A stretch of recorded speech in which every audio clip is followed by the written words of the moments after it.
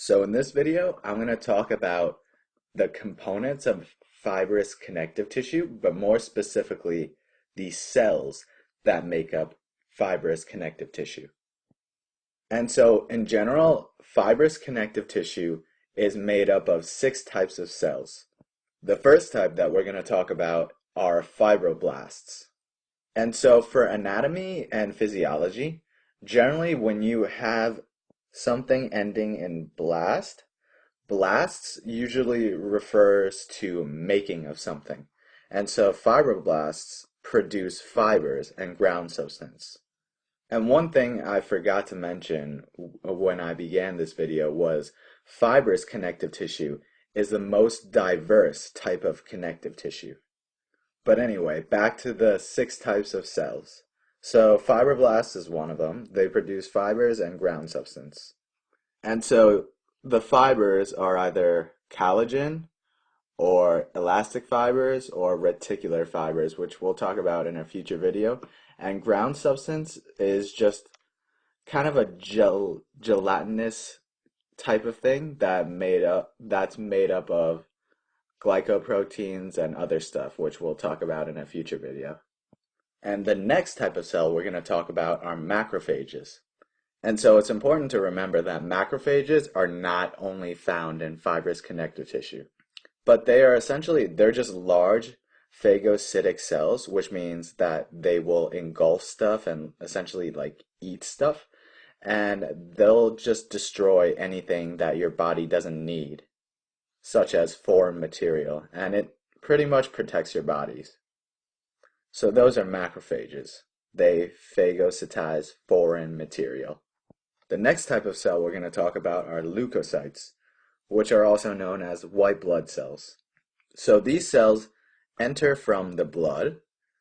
So they enter the connective tissue from the blood and move throughout the bloodstream. And obviously, the leukocytes look for bacteria and antigens and can respond to that. And so the third one is white blood cells or leukocytes, and they are found in fibrous connective tissue. So the fourth type of cell that we're going to talk about are mast cells. So these cells are found along the side of blood vessels, so they kind of are just found towards the end of the blood vessels, and they secrete heparin and histamine.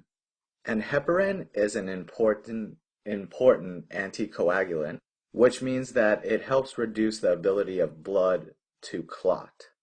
So those are mast cells. The next cell we're going to talk about are plasma cells.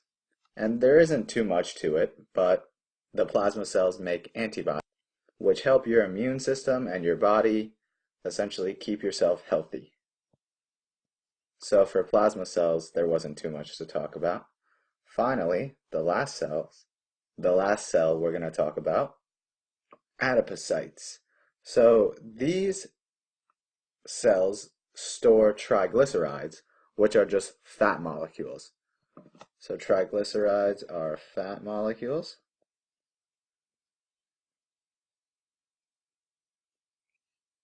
And these cells are often found scattered in the fibrous connective tissue. So I don't know if you noticed, but a lot of these cells have to do with your immune system and how it functions. Actually, half of them. So you have the plasma cells right here that synthesize the antibodies. You have the mast cells. Oh, wait, sorry, not the mast cells.